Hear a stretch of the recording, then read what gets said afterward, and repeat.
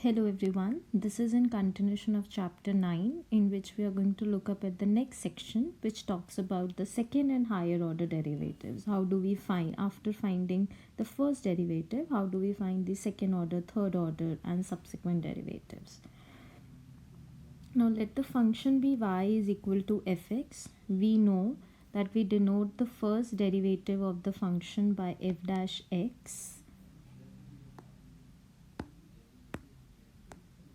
If the function is continuous and this is the assumption that is there, that the function is continuous and smooth, so further the function will be differentiable.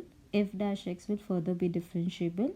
We denote the second order derivative, which is f double dash x, by this symbol, or else it means d square y by dx square, that is derivative of derivative. This is what the second order derivative means.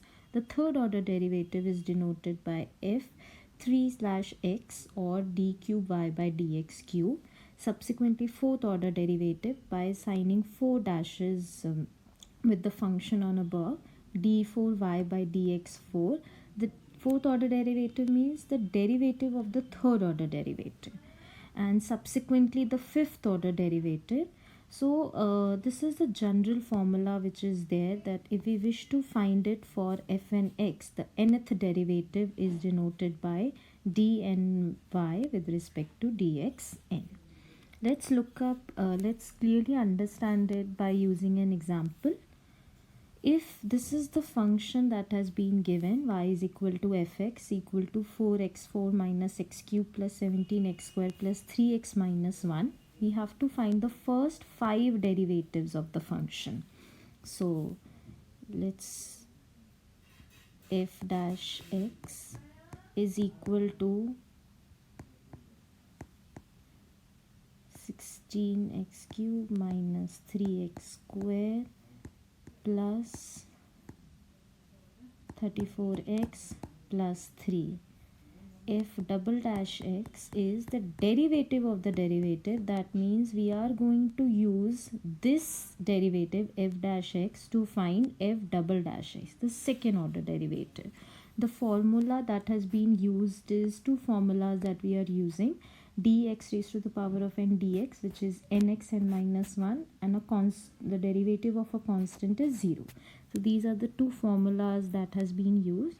I have written it over here so that it is easy to understand. Then the second order derivative is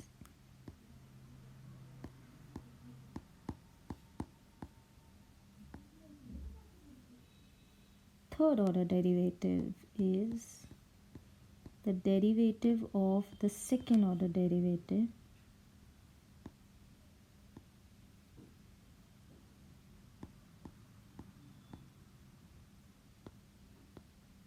and the fifth order derivative. This is third order, the fourth order derivative.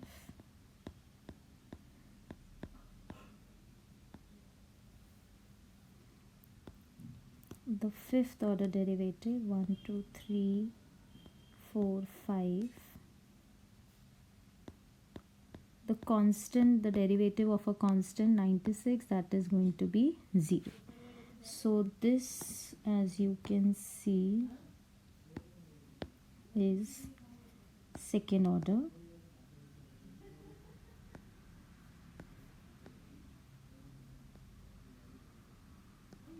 Third order.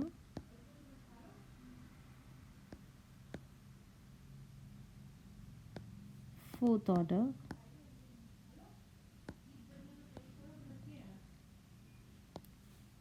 Fifth order.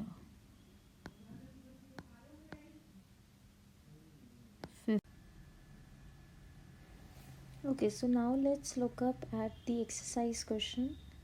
Exercise 9.3, question number 1, part C, 2x upon 1 minus x.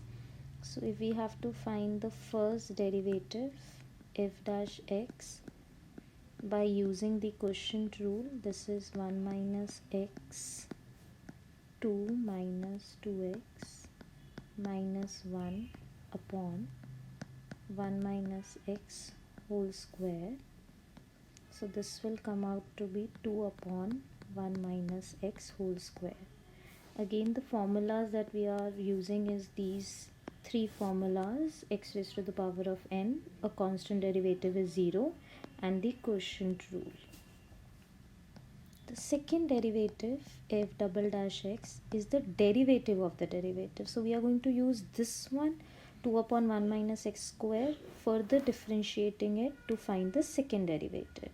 Again, by applying the quotient rule, we are going to get 1 minus x square into 0. So this will become 4, 1 minus x upon 1 minus x raised to the power of 4.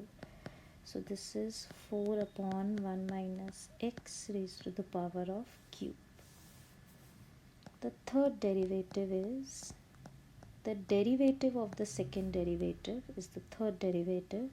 So again, using the quotient rule, this is 12, 1 minus x raised to the power of square, 1 minus x, 6. So this is 12 upon 1 minus x raised to the power of 4.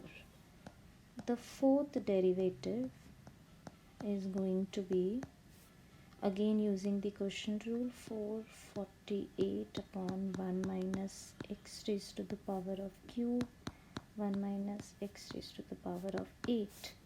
So this is 48 upon 1 minus x raised to the power of 5. So this is how we find the first four derivatives of any function that has been given to us. So this completes the part of second order and higher order derivatives.